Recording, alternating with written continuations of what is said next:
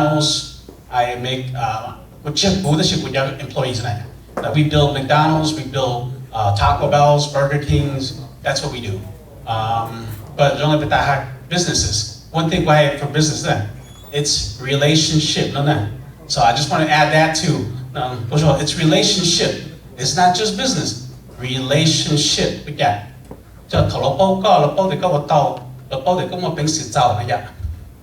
All I have to do is, even though it's 10,000 too high. It's 10,000 too high, but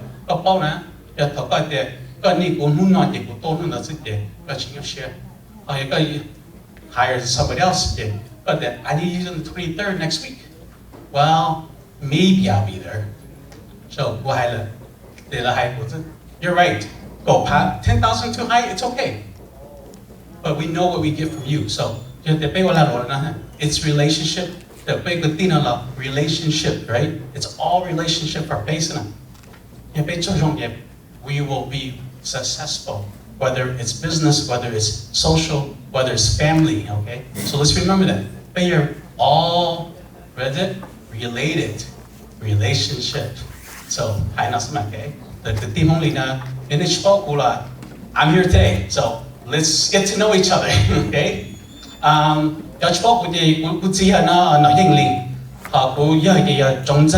Okay? So that có bây chỉ bao được để bây giờ bao bây giờ hết bây giờ thì bao giờ bây giờ thua mà it's worse, it's harder, but the law là bây giờ bao để có gì thì bây giờ okay. So no man, I want to make it so it's more easier for us because you muốn nói thả sự kiện nên cho hết của xã có nên cho này okay. So you know that I wanted to make it just an open flooring. That's why I did that. Dr. Mike now, man. Maybe we should shut this one up, yeah. Yeah, turn this off. Turn this.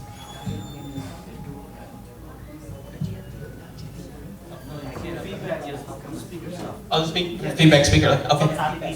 So I'll just be up more closer up front there. So I want to make this more of a Q&A. Yeah, then what you know, like big time, đó thì good task, nó cũng như sự nó sẽ cái cái nhau chỉ tàu hơn này, đó thì của tụi kinh cái sẽ là đây là của là chúng hết này.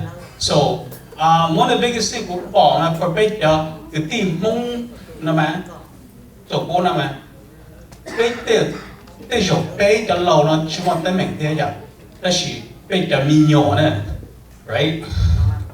Với cái cho mình tới mua. With the law, so if how to bỏ rong về ba bê mà như này, thổ bê một sinh bê đã sao lại để trả. What's the first 10 amendments called? Yeah, the Bill of Rights. Yeah, and then the first one is freedom of speech, and this is where big always confused. Freedom of speech. What does it really mean? Right? For freedom of speech only means for one thing. The government,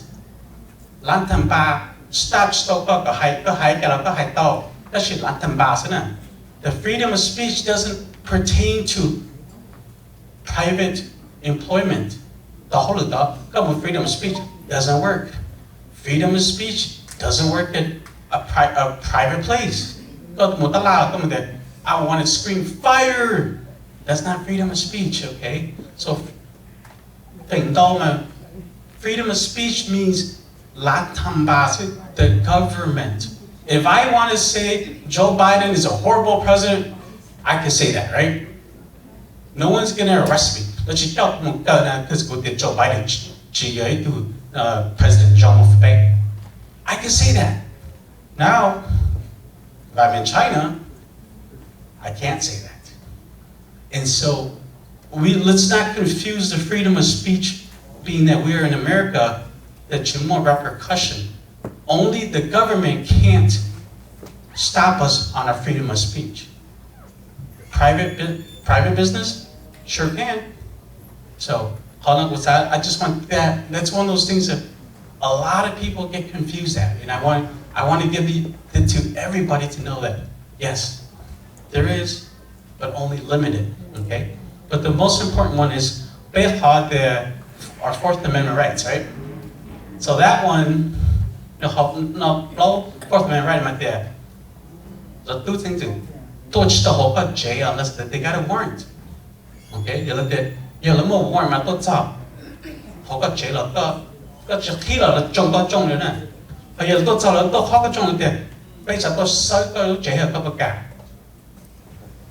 So you much more I always say no. Okay?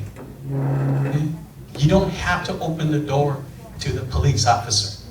And here's a really good case that I had that would help me. It would have helped my client out a whole lot if the wife didn't open the door. Because right?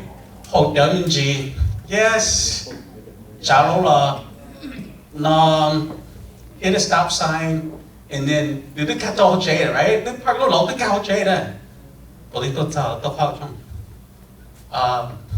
Who's driving this truck? Oh, my husband. Okay, is he home? Yeah. Where is he? Sleeping here. Can we come in? Sure. So, yeah,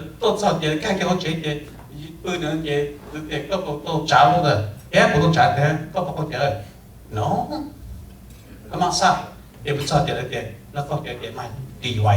But had Bling there. No, I don't know where he's at. Or no, you cannot come inside without a warrant.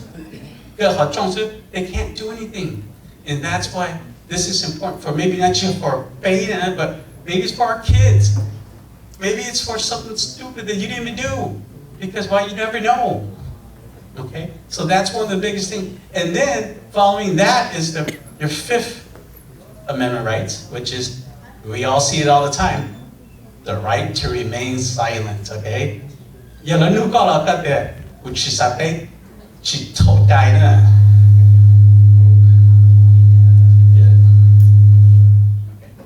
All right. So, bây giờ nhân tỷ mà trai tôi nuôi bạn thằng bạn tôi nuôi có là dùng trai đi à, tôi sử dụng là gì đó, tôi đây nè, cái sự đây thì mình cảm lại là tôi sử cả, giờ cái chỉ sát đây là chỉ chậu trai đi từ, and that's one of the most important Fifth Amendment rights is the right to not incriminate yourself, the right to remain silent, because you have this.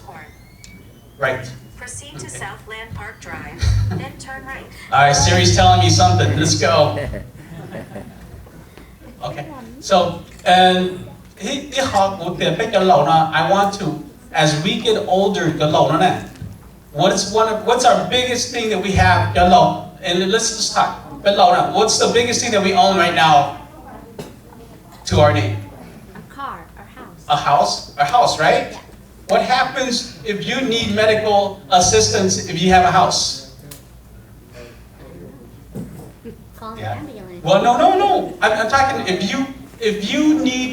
you have to go into a nursing home and you need medical, they call it Medicaid or Medi-Cal here, right? What's the biggest thing that the state's going to do? They're going to come back and they want to grab your house that you worked 30 years to pay off to pay the bills for when you get older. Okay? So, for the teacher, think about moving the house out of your name. So jail because Medicaid gives you, if you transfer your house to your kids, it's a two-year look-back period. Okay? If you transfer by trust, okay? So, they got their own. Need Medicaid. Yeah. Let's be honest. Some of us don't have Medicare. Medicare doesn't pay much. And if some of us are have a lot of assets, it's all going to get wiped out. But we got to leave right? So one of the biggest things we'll for big y'all they got more right now got the healthy think about moving your big asset out of your name. So that way nếu như có một mỏi cóต้องการmột nhóc ở chế lâu là chỉ tôi giá có chế. And then also that helps out with high probate in the future. Okay, so that's some of the biggest things that we'll fall for. Bây giờ mong hay bây giờ lâu nó sẽ, but bây giờ cái tin nào của xã hội cái này bao giờ do this before you mom man. Because you mom is too late. Yes, good much. Giờ dùng vào 401k hay dùng lâu đơn giản lâu là cũng một tấm bằng đó. Giờ có một 401k có như lâu có chỉ một tên mình thôi thì as long as here's another thing too for big and low. There's a difference between SSI and Social Security. SSI is what they call welfare-based need-based. Y'all chỉ tao có chỉ mua 40 credits, but they always talk about 40 credits. I'm like, how many people here know what 40 credits is? Does anybody know what 40 credits? You know what 40 credits, right? But 40 credits is basically as long as you have over, I think it's $700 a quarter, you get 1 credit. Okay, right? And you get 4 credits a year. So every quarter, they're going to charge in wages, they got the e-credit. And then they got the block credit. So you have to work 10 years to get your 40 credits. So when you hit 40 credits, then you are deemed to have paid enough into the Social Security system. So có một bao nhiêu credit tiền là tiền, có bao tao hỗ trợ đấy là tiền có tư thiểu nó Social Security tiền, có nó thầu có retire đấy có hay này có nó nhận lâu là có tao có họ Social Security nữa. Tôi thì biết cho nó mà nó giờ tiền tích cho con so for cú nữa. A lot of your clients that go through the chế thì là tiền. You know, I want to transfer my house to tu. My first question to them is, có nó nhận lâu đi cả, có nó SSI và có nó Social Security. Nếu có nó SSI là gì, we transfer có lúc chế thì là một có SSI chế kia. Nếu có một chắc ốc phá hộ bên chế kia là một có SSI chế kia, right? Còn nếu có nó Social Security chế kia, có một transfer của nhà là chúng mình thực hiện, you earn that, you do apply your credit, you earn right to do whatever you want with it, okay? So under good call question, you got retired, go with 401k, go call 401k is going to supplement go call Social Security, because for you to have 401k, you would most have worked chaco. So you didn't actually. But that's another thing with the 401k too is, you want that benefit. So 401k is what we got a beneficiary account, You do pay nhau họ có sign họ beneficiary form là gì, từ lúc bây giờ là gì, tụi mình đã tàu họ form cái tụi tụi chúng you. So make sure you update it and you don't leave it to somebody else that you don't want it, because I've had that happen too, where the ex-wife from long time ago was still on the beneficiary form, and now the new wife is gone. I can't get it, and I go, well, you never changed it. What can we do? Nothing. And that's the most heartbreaking. Có tao hại là thế, patch tao có là thế, tao có tự chỉ muốn được không cho này vậy, đi chỉ có được họ beneficiary form. Do retire more 401k, so cái cái cái gì mà giờ thì cũng họ tàu lại cũng phải nhớ cái lâu nó một không hay You're going to not low, that 401k actually counts as an income and an asset because so some of us here are government, some of us are government workers, like right? So has a pension. So they tell me the pension, So pension, it's a fixed amount per month. So pension, got a fixed amount. So or 401k, it's a the market go up, the 401k go up, The market go down, the go forward go down. So go 401k actually has 2 components, because to withdraw from it, then it's an income, and then that's an asset too. So the more count for both in that, and then you get the need to pay for no nursing home, they deplete it off of your 401k until you get zero. How many people know that? How much does it cost to go in a nursing home? Does anybody know? I know, but 我们要接老个的帮，但是要个more beneficiary 的没有呢？What's the difference between cost transfer and beneficiary? okay. So beneficiary is accounts that, for example, beneficiary life insurance, 401k, IRA. It's transferred by beneficiary, meaning that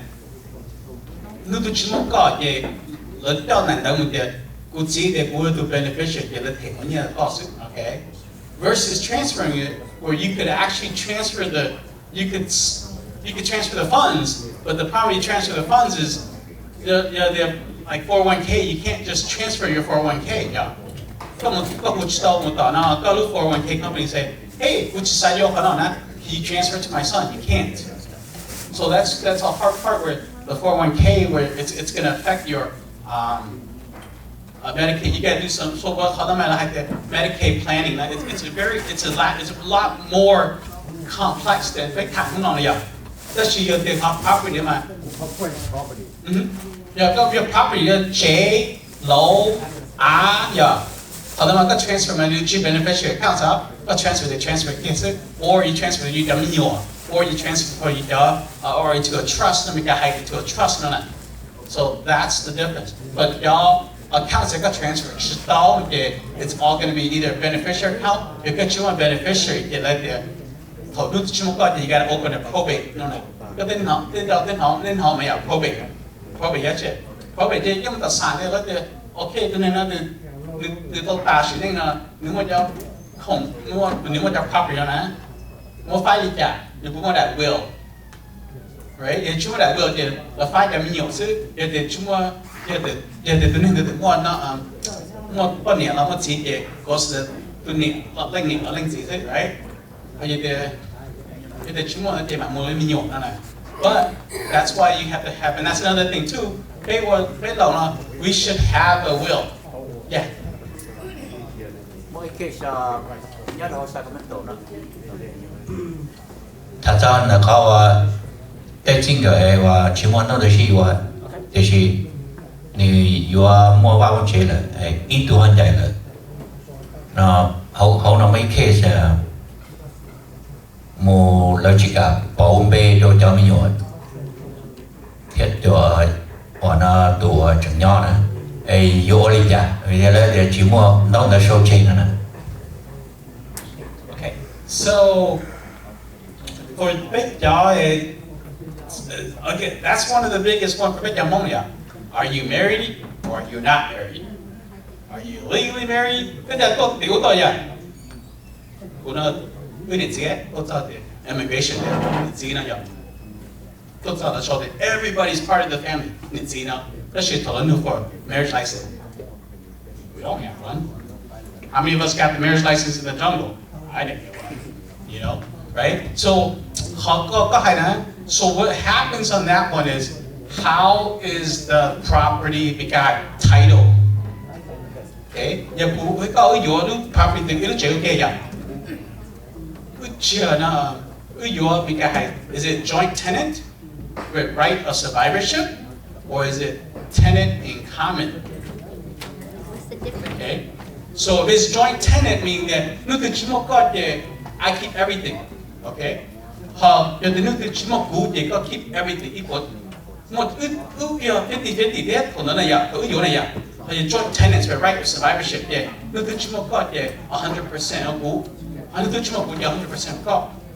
The other one is tenant in common. So the tenant in common is whoever you got right?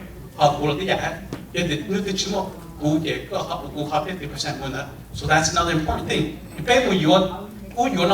We don't think about like how we should hold this. Right? It's just marital property with right of survivorship. Because what is marital property? Means that my wife gets half, and I get the other half. Họ Yeah. nói thì lúc chế là qua ít tụm bê thế à, qua tua nên bê là chế, cho nên tua là chế, nhưng mà lúc chế là bảo tao một đôi nên chấm nhiều là chỉ tua nhỏ nè. So when you base it, the biggest question is, are they married or are they not married? Okay? Either you decide so that you want to get, you're gonna have the court decide. Là tức chỉ ta ấy bây giờ.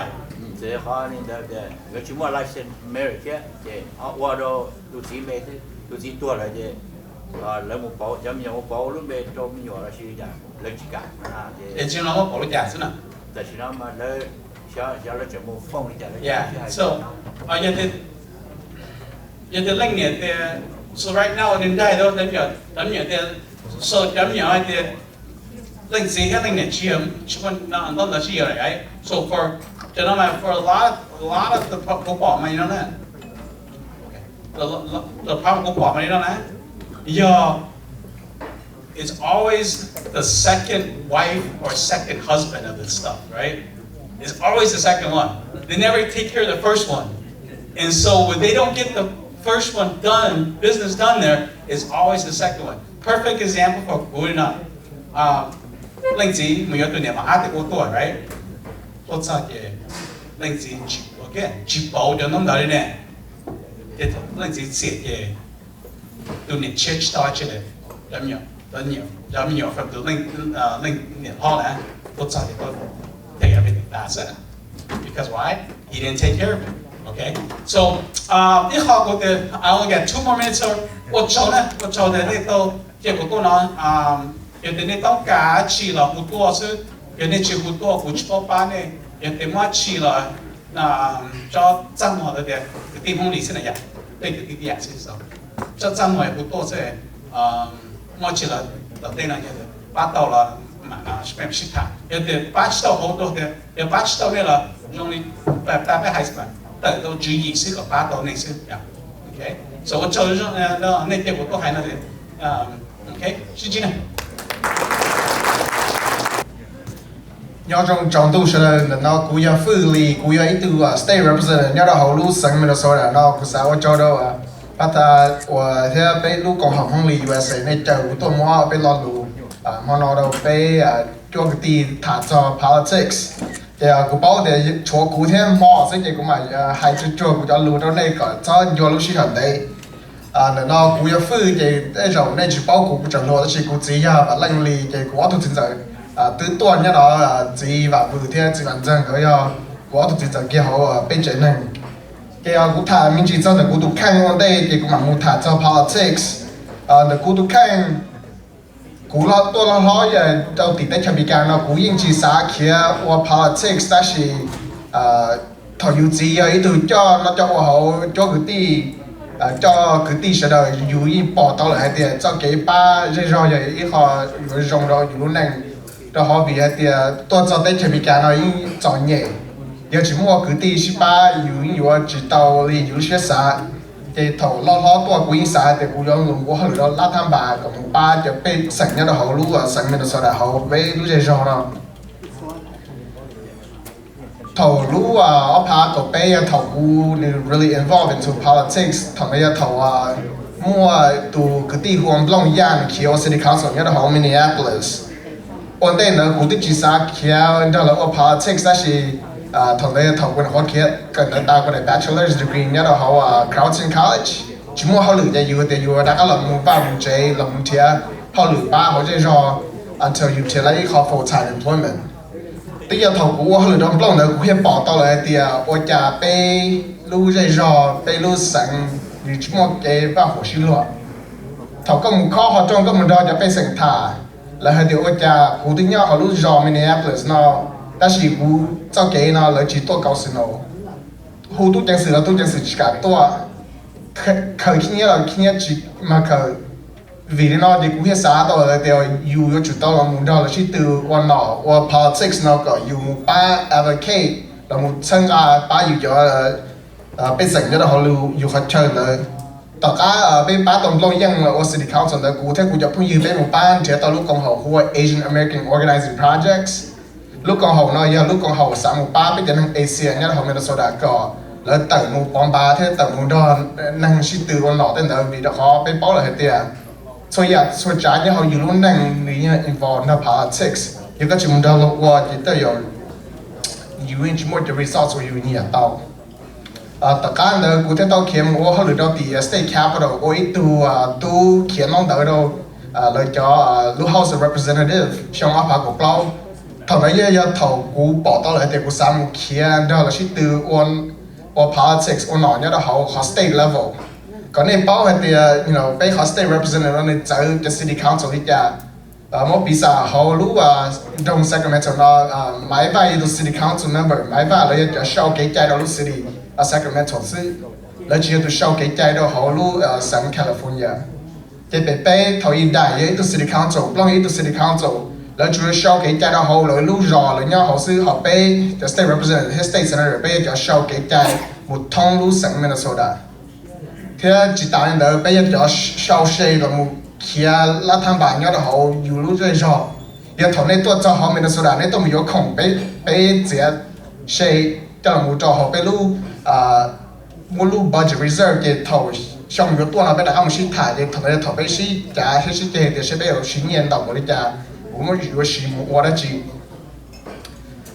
chủ yếu cái này cái này bao mình chỉ cái cú xã bé là cho cái thầu là một kia và state representative candidate cú thứ tao tôi họ Fresno California trong áp của chỉ tôi nó chỉ vừa thế do chỉ tất cả là tôi nói cho cái team không lý thả thằng đấy cuối tuần chỉ phát thả phát công mình chỉ thế anh chàng lý to là cú in chẳng tao là thì giờ cú chỉ tôi cú chỉ tôi chỉ cái ba bên nó bây giờ cái team không lý họ California thế tận cho họ lúc sáng mình nói nó tại rồi cú in tôi nhận tao thì cú sao tôi cho nó bây giờ cho cái team nó bây tôi xin gì nó tôi hay tôi cho nó này sẽ là này ba lúc đã rồi như thế là sẽ lúc chú ý sự họ đã ý họ dùng chấp lời cũng ngam đâu cũng khang thầu đã ngam cho mình là sao đã thầu với một kia thầu cũng chỉ sẽ để cũng có kia trong áp của chính là cũng có một cái bảo hiểm sư cái thầu đấy chỉ lo đó chỉ bảo hay thìอยู่muaอยู่cho cái tin nhớ tất cảอยู่cho không gì nhớ tất cảอยู่baอยู่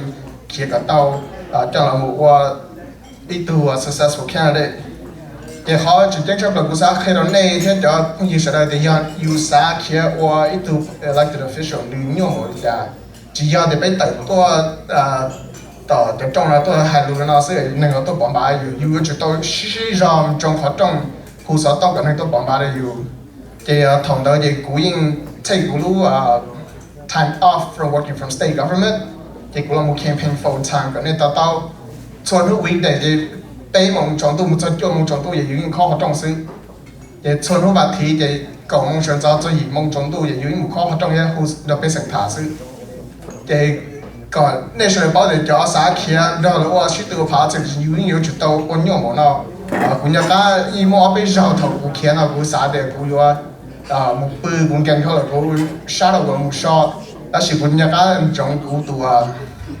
那好了都 Secretary of State 后面的说你还得不的头你就说你好不要看那的，要古木杀嘛呢？tu này tài nhớ từ cho cái tận như chỉ mua healthcare được rồi chả lúc rồi có gì một khó trong một đó là thả rồi giờ mình trực chắn bộ trà vì đó khó giờ có sứ nữa thì có xã xong bộ trà có xã tàu đó chỉ giờ có xã quay ít khó khẩu dùng đâu cho cái sẵn cho nó có lúc rồi có yếu chủ tàu chỉ có lúc đã rồi của cái dạng thì nên đấy người khác motivate cũ to continue to run for office cho nên nhau bộ trà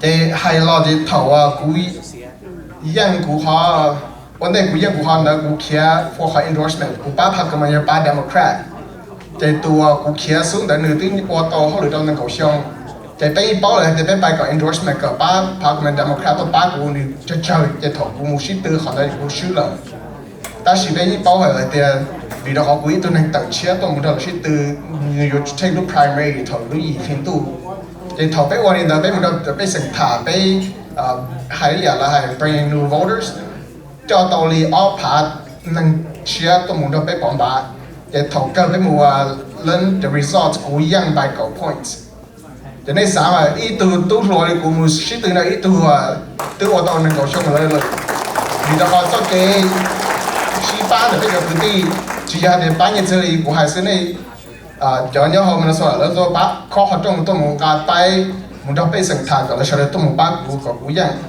để thầu của tôi yang xong áp của trong đó của ya từ thi plau là một cái từ state legislator nhất họ sang Minnesota từ thi ý này nhà cái ya senator mi mua từ thâu từ là một cái từ state level representative nhất họ tích thành cái nó từ thi o ya represent side top như thâu từ mong là một cái cho họ lựa họ lúc Minnesota House của national cũng nhớ cái thằng đó cái phòng hơi ya từ thi tây này chỉ nhau họ đâu họ lúc trong đấy cái cú xã thọ bắt thay hai cậu cú tôi đó bé thả nó để xã cậu cú acknowledge để xây mua bên trên cái team Hmong Lee tới tàu cho họ lựa số tụi yên xã để tới stili ya tụi thi ý là sự cú xã hai đứa này để stili ya tụi thi o vì nó họ xong ít sẽ cho bộ cho ý tụi nhiệt team Hmong Lee họ chua Lee này ya tụi thâu tụi mong kia yang ôi tụi school board nhất họ sinh po chân trong xong ít sẽ cho ý tại vì mà giờ stay thì mà giờ cũ thì tại sao cho Hmong Lee thì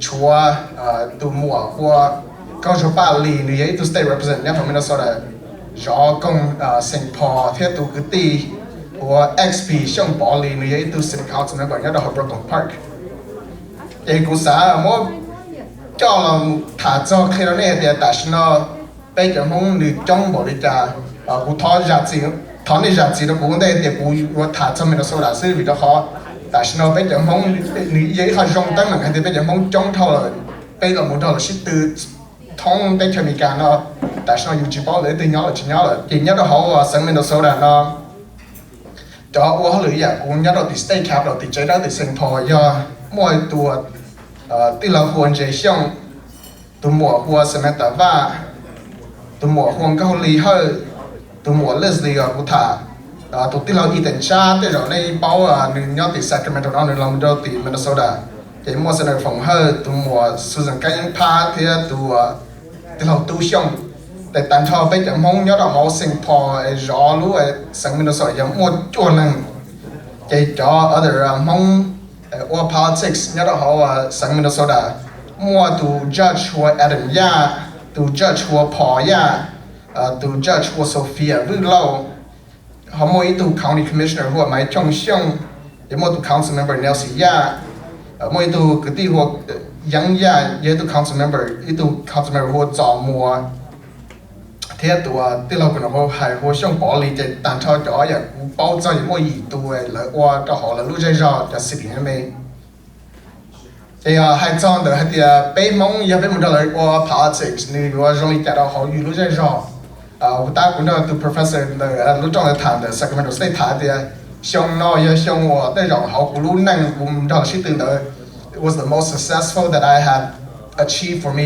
personally and also for Pelu Minnesota community cái cú tàu xong nó xong thi plau của tụ chair là lúc capital budget committee còn này bao giờ lúc committee or muốn nhận diện cho là một kho bây cho cái cho chế là tham bản cho đó sang Minnesota xong nó xong ở bên muốn nhận diện cho một invest lúc state tàu chấp lời đó họ lúc history of the state $0.2 billion so chỉ $1 million đó $1 billion do cú ya tụ chair của tụ decide bây giờ nó xí nhận tao mới cả còn đấy ít hai example cái là một chọn cho công họ của họ bill 0.6 là cũng thiết tàu bây lá nhẹ tàu lu tàu gì sang Minnesota còn là một tàu lu community center một tàu ở lá nhẹ tàu bây giờ cô tu trọ còn là một tàu lu community center hay lu museum for love cái xong ở phản ứng cầu cái tàu ở lá nhẹ một ba lu cộng hòa của Hmong American Farmers Association là cái lu cộng hòa của phụ đồ bây giờ nhận gì mong gọi là một tàu tây cho một mua tên đó còn nói chuyện example thì bây giờ tôi giả sử cái tụi tí lâu chơi xong thì tụi chair ở workforce development cái nâng thế tàu Ilan nhiệt ở lu cộng hòa Hmong American Partnership nâng thế tàu chi bộ pa for lu cộng hòa Hmong Chamber of Commerce in Minnesota cái nâng thế tàu $1.all million for lu United Hmong Family lậu mua lu cộng đồng July 4 National bao giờ nhất ở Minnesota cái tụi mua Samantha Van như tụi chair of the Agriculture Committee để xong nó nên chia lại lâu point bay nữa dần cho một ba bây giờ nên chỉ sao qua farm chia nhất hậu sang mình sau đó nó then probably va but that to the thats of pension meaning you have to share a pension you have to share sure they pay on 1 year một ba bây giờ public workers how many so little có lỡ thằng lỡ retire lỡ 1 year một support lỡ họ everyday living and then center from her you have to share environment and natural resource lỡ you share sure chắc cái một xin đầu trong tua nào tua nông muốn chạy đến đâu thế như là một invest into better arts and culture and heritage too để cũng cho sáng thà khi mình nhìn đó này thì giờ thầu bé ba chân là bây giờ tung sản lượng hông thì lười hải năng của support bây giờ hông bây giờ mua success nó bảo đi trả cho là hông đó họ nói chuyện họ example họ mình số đã xử lý in more an opportunity for them to be more involved họ nên cho sáng họ nên tốt cho to clean này thì bây giờ hông nữ trong bộ trả thêm mua rong bảo đi trả họ tới cho mình nó after họ 2020 census lại số thì bây giờ hông nhớ đâu tới cho mình nó mua bây giờ chỉ thả lăng nhớ họ mình số đã bây giờ hông nhớ cho Asia lo cha mua gì cho gì phá họ California nó xứ tận họ sang California mua ít bộ xa phá lăng hông họ Arkansas mua ở phá Blau họ Colorado mua Blau phá chi bây giờ Connecticut mua ở bộ cho trâu lăng họ Florida mua ít phá xa họ Iowa mua ít chua bộ chi trâu lăng họ Michigan ya xa phá họ Oklahoma ya trâu phá Missouri ya ít phá xa Montana ya ở bộ cho Bay Wisconsin ya trâu ở phá cho nó ya cho state nhớ đó họ Bay Hmong Lee USA nó cũng chỉ lại cho đây là nó cái này thì chỉ là Bay Hmong Lee nó nhớ đó cho state nó sẽ Bay cho chúa cho cái team Hmong nhớ họ nó giờ sẽ là Shiba Lee Bay Shiba họ mình số là nó tới rồi Bay vừa bỏ mua cái năng của politics đào trả họ nó cái cũng xã hay đó này thì sau ở phá của gì là Bay sai chịu là cái results lúc nào cũng như từ Democrat là cũng chỉ hay thì Bay Democrat Republican vì đó họ thảo là sai chịu hay lần đầu Bay không thả là thì có identify as Democrat Republican là là chỉ trái lăng hay thì là Democrat có 9% trăm percent Republican sẽ gì trăm percent là thì là chỉ là bác mình actually thì họ nói có opportunity for base làจะก็ยังเขา party actually ก็ care for office to make a difference in your community thì cuốn đây của sau nó của xã đã có cho nó bây giờ cái tí nhớ là Hmong Lee USA nó của đây tàu bác của thế của xã cái này ba chân là giờ bây mua cho Hmong Canada thế cho cái tí Hmong Lee và chân sai Hmong Lee của kia ở đây nó có này sẽ đâu tôi một ba lời nên tôi ba của vì đó họ bây bao thì giờ bây mua cho cái ba nhớ là họ lúc chơi rồi nếu có more impact throughout the state and potentially for us có bên một đâu shop federal level có chỉ là để bây giờ qua họ lựa họ city sư or state đó chỉ có bên or tao difference đó để chăm cái nó vấn đề của sau nó cũng sao li or ít họ quote và ta từ một không li thế thì everything is about business ta chỉ cũng sao hay đó này everything is politics từ Congressman John Lewis thảo luận họ lựa đó từ Martin Luther King hay thì cũng mà mỗi hai lần đi cao cũng mỗi thảo luận mong we must vote because politics is around us. The moment you are born into politics. Sai đó đi cả politics nhớ thông bờ bay thầu có you lo nhớ đó có bông thảo lo có bông lần thảo đâu politics. Giờ bị đi cả thầu có nhớ về hông màu lỡ bố có này cái gì sai có đi cả lỡ bố có lo hông tế rồi đi cả một thằng cho một tụi nó nữa hóa là một thằng cho bây giờ legal structure cho cái này là politics ya tu show sure cho cái là law ya bây giờ mua politics and laws là một in place cái nếu như chỉ bắt or vice versa we can use money from the state to invest into your business just like tu mua là tháp đan đó cái cũng sau đó nó thế xã hay ở châu again đó bây giờ cái team Hmong Lee này một lúc chạy nào cũng tôi thả cho cụ tụ khang mình gì để thả cho thì giờ bây đó là chỉ từ politics how much of the impact we can have and not just our lives đó chỉ bây giờ cái team Hmong Lee what chồng quan điểm là ya sponsor bên luôn nó giờ lên tới cũng sẽ có LJ Inc nửa lò nửa tao mua $8 lò sponsor là từ gold sponsorของ gold giờ tụt tới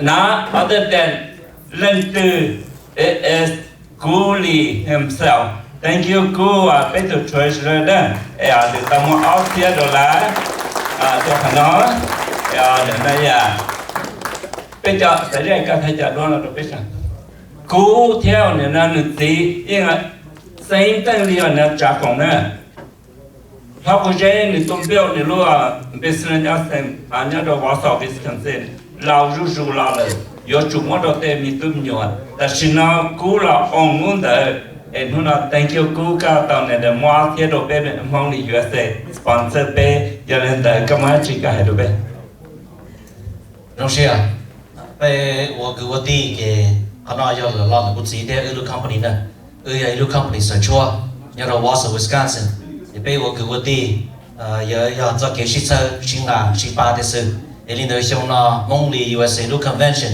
要被 Sacramento California 那了做些mỗi họ donation mình ba chân à Hmong Lee USA 是我就能到了 thank you nè ok thì nó bé chân chó này này auto server 我撞到没读对 ok 我撞到年代我撞到我被没读个的要到 Wisconsin นึก到ว่า$1ตัว sponsor ดอกขนาดเทียอย่าเล่นแต่นึก到จอใจให้เดี๋ยวในตัวจิตเอาเลยเยี่ยในตัว representative ตัวว่าตัวเจ๊ในนั้นตัวเป้อย่าเล่นแต่ในไทยด้วยเป็นงานมันตรงหนึ่งนะย้อนจองเป็นสุดตัวตัวเป้วันนี้เสด็จจอตัว represent นิวยอร์กทุกครัวลีก็ดอกฮัตติเลย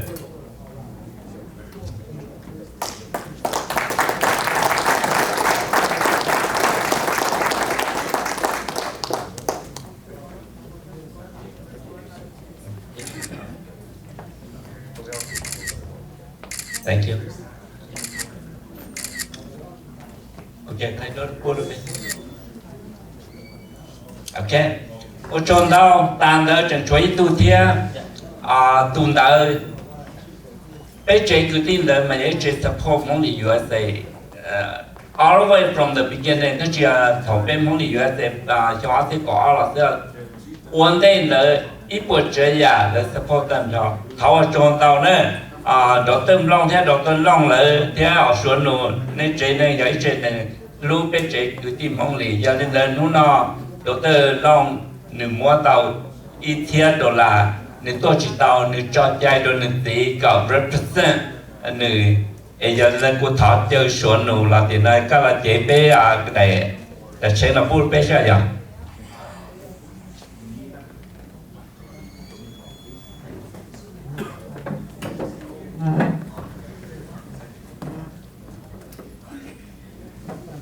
ở chỗ này xuống nụ kia trong cái khai tiền lúc này trong nè nhau đồ lúc bên trên Hmong Lee thế lúc này là giá tổng tê để này thằng gạo cao tụi mình nhỏ là nè trên này rồi một con đồng bề thế nó cá hổ thế này ở trong đó nữa thì bé khó recognition thì tiền nó trong đó bé chúa cháu là nhia mua là cho họ nó tàu hàng nữa để bé theo đó nè bé giờ có sâu khởi trong bản sĩ cho chơi tan tới mà bé chuyện xa nên là cho brochure nó tôi đồ này nên là tôi khả năng cái lấy form brochure một cái cho chơi nữa mà họ biến đến là xin nó là vừa là culture thì vừa sa thọ chơi lòng bất thành là qua tùa cơ khả năng ta chỉ biết là mà thọ chơi lòng bất thành là trong bị lý tôi khen tàu tôi nữa là một khả năng rằng tùa culture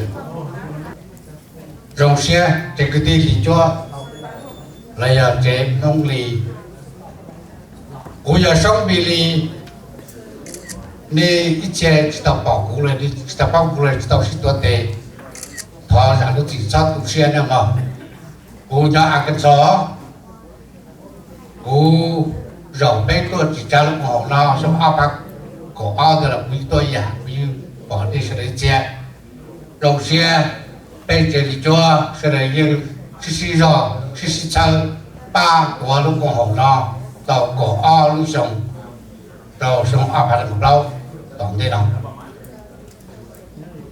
chỉ thầu chỉ trả của họ nó là một của dân do họ lúc của nó là cho nó trở hạt địa họ tàu bỏ đi cho nó số tù rồi cho sao họ tù xe này rồi bên là cái nhân đồng kia bên dọc cái dọc đi bên trên đâu lúc sẵn sư thì họ nói giờ đi học cũng đồng xe ra trong cái chân đi bên bi để lúc họ bảo là cho nó là cho nó chạy nó ta đọc đi nhưng giờ ít chọn nhiều phu ít chọn nhiều gì bên chỉ xin lưu chỉ xin cho cái tầng lưu gì anhจะไปอยู่บริจาคตัวสารรุ่นนั้นเดี๋ยวเป็นสิริจัวบริยาตัวเองยาท่ายิ่งว่านั่นตัวยาจงต่อเต้นนอเลยชวนนั่นตัวยาจงจะริจอเป็นก็ตัวหายรูจะเป็นน้องนอนได้อะไรอย่างนี้พอลงเสียจับเดิมกู走เสียแต่ลงเสีย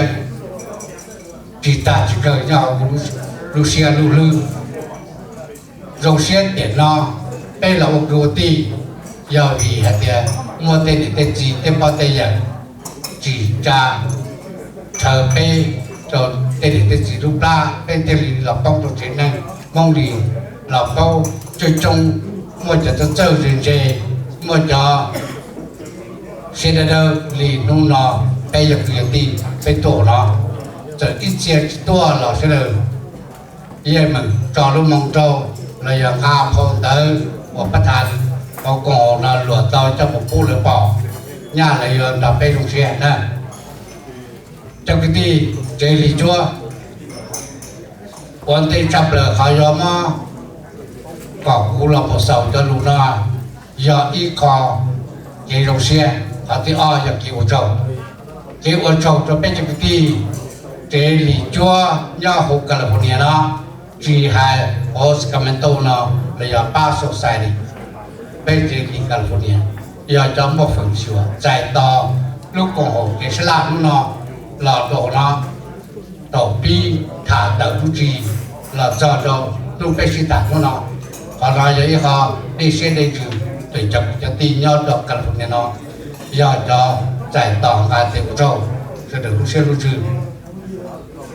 trong các gia đình và trong đầu cho bé cho ti hồ lúc còn hồ nè bắt đầu đi qua giờ chỉ thì giờ tụi bi để cuối giờ tụi nhẹ cuối giờ tụi sau hồ lúc chỉ tao ta thì chơi gì lúc lì là ít lúc sống bé hồ lúc thì ta chỉ nông nó uống bao sầu là trò chuyện trong lúc sửa nó hạt tiền họ bé qua bé lúc sống cho là mù cho là sầu là nó sao chùa có ít lúc sống gì còn ta bên thứ bên mà họ đã sống rồi gì nè thì giờ là họ vào bên qua bên sống cho là mù mà nó đâu vậy có thể là qua tiếng thả tôi sẽ đợi làจากคณะกรรมการเสนอยิบbỏแต่เป็นวันเตาดีจ่าโจลูเสือมั่วกามอขอน้อยอย่าขอช่วยจับเลยเราขอเจอละมุแต่อย่าเป็นว่ารู้จักเขาเสนอเสียlà cũng mua ở đây nhà họ trâu xe là cũng mua là họ nó bên kia qua cùng họ qua đây tại lúc gì cho bên kia xử lý xử lý từ tàu xe tàu cái đi trả là nhà rồi chỉ với lúc gì là giờ với lúc đại là nhà tôi sẽ đợi này thì mà nó ở sẽ đợi trâu ở đây phụ ở trâu cho ba nhẹ ba chia này ý nhà thì cho ba nhẹ ba chia cho bên tôi kia lúc hậu nó kia lúc cái cổng trồng nó giờ chỉ muốn đi bây giờ của chị tranh giờ của chị lại nên chỉ nhẹ ba bây giờ nó tàu cha cổ họ chia cho sao họ nói vậy họ thì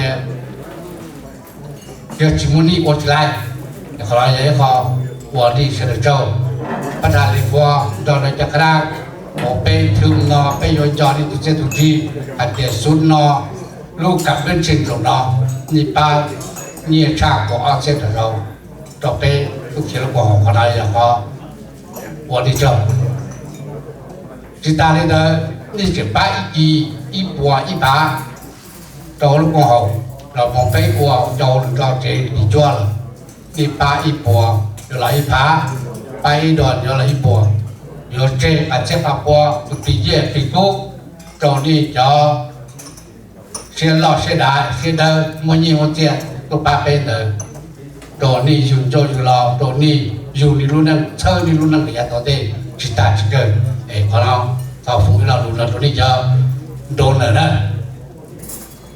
đâu có thể ô tô tôi cho tôi mua cho lù nhiều lù cu đi à đi ni Bluetooth speaker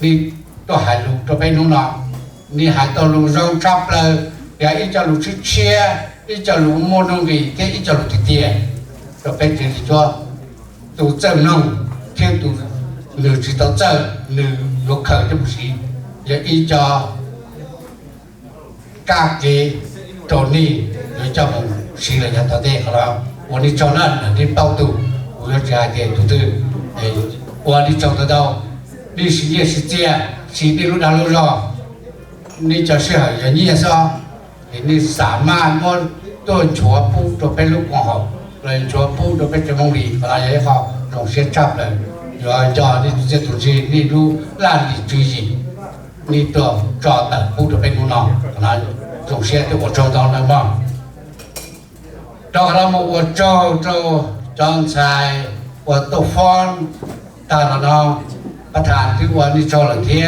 ถ้าสิโจนักกุลาเสาที่กัวนี่เจ้านี่จะมีหยวงนี่สีเนี่ยสีเจียตัวนี้จะจงนี่จะกินเจอกินเทียนู่นน่ะนี่ตัวฟอนอีจอกินฟอนกินเทียร้องก็ไปใช้ไปยิมหมดไทยตัวเจ้าผู้ชายก็ได้หมดนะอย่าลืมนะวันนี้จงตัวเดียวดอกละมูยว่าโจนี่เจ้าว่าทุกปันชัวนะนี่ปันตัวเป็นเสือนี่มันมุดปถุยตามวันนี้จอดตัวนี่ตั้งแต่ก่อนนี่ที่ว่าเนี่ยอะไรอย่างเดียวพอที่รู้ดาวรู้รอจะเดินตรงนี้จอดแต่นี่จอดใจแล้วที่รู้ดาวรอเราอยากรู้จีบกูนั่นมั้งอย่างนี้วันนี้จอดตัวตอนที่เราวันที่เขาคุยกับสาวนะทอหายจะเป็นจะตีthì hãy cho nhau nó cho nhau đi nhau gì đi tua cho cả tổng cũng cho đến cho trong bê chữ thả là một sầu cho nhà chúng tôi nó càng tụi ta chi là giờ mà là ít ta mà cho nhà đi cho một qua một chế cho nhau đi một bữa chơi so tận thì ta đeo là cho nhau gì cho một tập chế một ca một hú một đêm một giò phá chỉ được tiền luôn chỉ được tơ chỉ mua tay bằng đá chỉ cho sẽ được một cam một đứa một rau thì xong ở phá đừng có lâu nào bây giờ mới lúc sau để bây giờ ở phá này ngọc cho nên lâu nào bây giờ mà sau đó từ là bây giờ chặt cái đó đi sẽ được và thế thì xe bây giờ xin gì trên một liệt xe các xe lù luôn gì đó nó tới này